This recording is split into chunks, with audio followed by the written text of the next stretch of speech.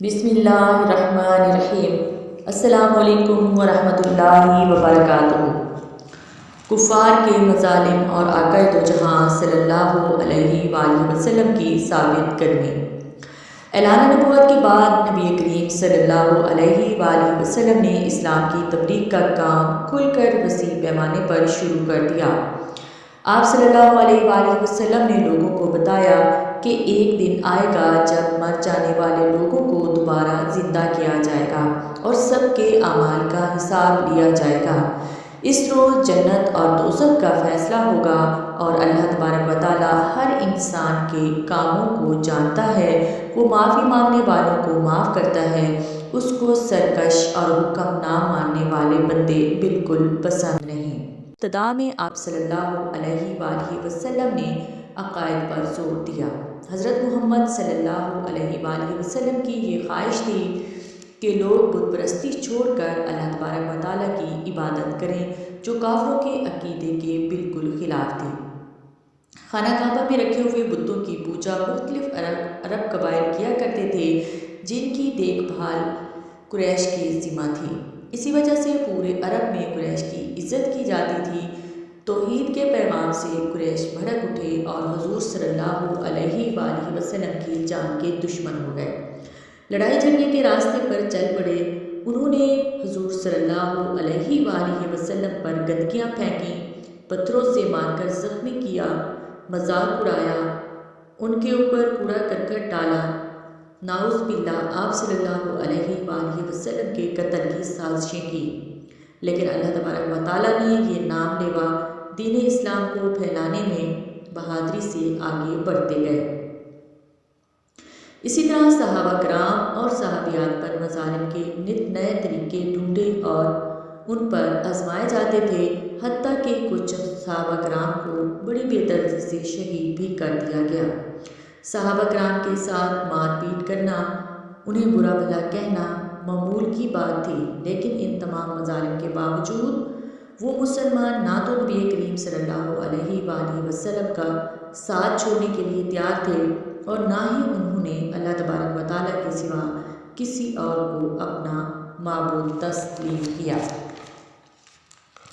مکہ میں جیسے جیسے مسلمانوں کی تعداد بڑھ رہی تھی، ویسے قریش کی پریشانی بھی بڑھ رہی تھی۔ قریشی سرداروں نے حضرت محمد صلی اللہ علیہ وآلہ وسلم کو توحید کے راستے سے ہٹانے کے لیے مال و دولت، سرداری اور اعلیٰ و امیر ترین گھرانے میں شادی کی پیشکش کی، لیکن نبی کریم صلی اللہ علیہ وآلہ وسلم نے ان پیشکشوں کو قبول کرنے سے انکار کر دیا۔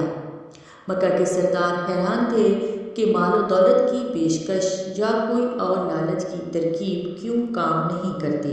ایک روز قریش کے کئی سردار مل کر نبی کریم صلی اللہ علیہ وآلہ وسلم کے چچا جناب ابو طالب کے پاس آئے اور شکایت کی کہ تمہارا بھتیجا محمد صلی اللہ علیہ وآلہ وسلم ہمارے بتوں کو برا کہنے سے باز نہیں آتے، اسے سمجھائیے اور اس حرکت سے باز رکھو۔ یہ بات سن کر جناب ابو طالب نے کہا کہ تم لوگ بھی اپنے مظالم میں حد سے بڑھ گئے ہو، کچھ نرمی اختیار کرو۔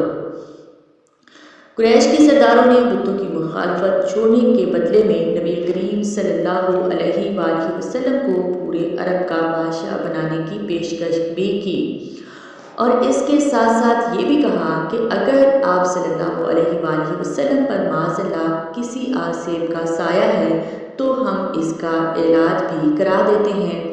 آپ صلی اللہ علیہ وآلہ وسلم نے ان پیشکشوں کے جواب میں قرآن مجید کی آیات کی تلاوت فرمائی اور کہا، اللہ تبارک و تعالیٰ نے مجھے رسول بنا کر بھیجا ہے، اس لیے اگر تم میری تعلیمات مان لو گے تو دین اور دنیا میں تمہارا بھلا ہوگا۔ آپ کی باتیں سن کر قریش کے سردار ناراض ہوئے اور سخت مخالفت اور مقابلے کا اعلان کر دیا۔ جناب ابو طالب قریش کے سرداروں کے اس رویے سے بہت پریشان ہوئے کہ وہ آپ صلی اللہ علیہ وآلہ وسلم کو کہیں کوئی نقصان نہ پہنچا دیں۔